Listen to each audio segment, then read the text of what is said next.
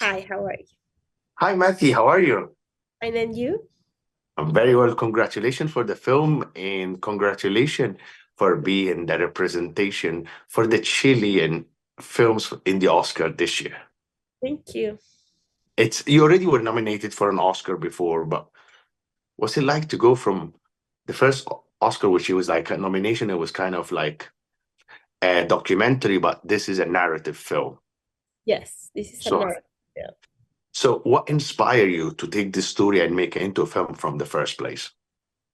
The reality again inspired me because it's a story that it's based in a real case, that it's based in a nonfiction book that tells the case. And we had a lot of archive of that period and a lot of archive of the character. And it was very interesting to reconstruct that story, like to it's a kind of a documentary for me of that period of what the characters will Mhm. say if they will be alive. So all the case that you see on the film, it's 100% basis in the real testimonies of the witness, in the press, in the archive.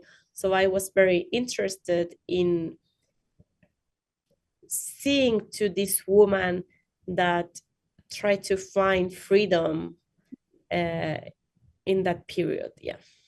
I know what a story. That story is so powerful. And just how the casting for you, was it easy to cast? Was it something that you were prepared for, or do you have challenges? No, it was a big challenge in general because it's a film with more than 50 actors. Hmm. So it's a film where the main character it's in all the scenes, but she's not speaking, so she's listening to the others. So she's Wow. constructed from the reactions to the other actors all the time, mostly. So it was so important, all the environment of actors to construct her Mhm. reactions. And I think that the most challenging thing with Elisa, the protagonist, that it's fabulous. It's like to work with the minimum gesture because she was invisible in the film. She was a character that nobody's really seeing into. So Mhm. uh, sh- she wanted to be seen, but nobody saw her in a way. So that construction was very special to do with the actress. Yeah. No, it's fantastic. I love the picture and the filmmaking approach. And I love the fact that you're kind of treating it like kind of documentary, which is it's fantastic because it's kind of most of where everything is going now. People are kind of talking about all the stories that actually happened, all the stories that they were true in life, and this year is full of it. I love it. And tell me, what's it was like to work with Pablo? Uh, Pablo, it's always an inspiration for me.